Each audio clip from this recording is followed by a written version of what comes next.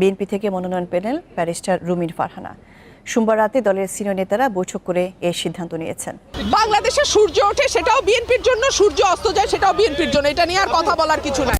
অবশেষে সকল জল্পনা কল্পনার পর বিএনপি থেকে মনোনয়ন পেলেন রুমিন ফারহানা। আসন্ন ত্রয়োদশ সংসদ নির্বাচনে বিএনপি থেকে ব্যারিস্টার রুমিন ফারহানাকে মনোনয়ন দেওয়া হয়নি প্রথম দিকে।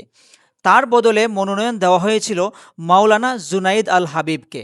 কথা ছিল তিনি মাঠে লড়বেন, বিএনপির হয়ে নির্বাচন করবেন, তিনি ধানের শীষ মার্কায়। কিন্তু মোড় ঘুরে গেল তারেক রহমান দেশে আসার পর।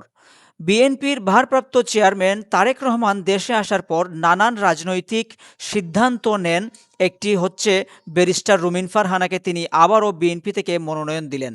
এর ফলে ত্রয়োদশ সংসদ নির্বাচনে এমপির ধানের শীষ প্রতীক নিয়ে ইলেকশন করবেন রুমিন ফারহানা। সংবাদ সমগ্রে এই ছিল আজকের সংবাদ। সাবস্ক্রাইব করে আমাদের পাশেই থাকবেন। ধন্যবাদ।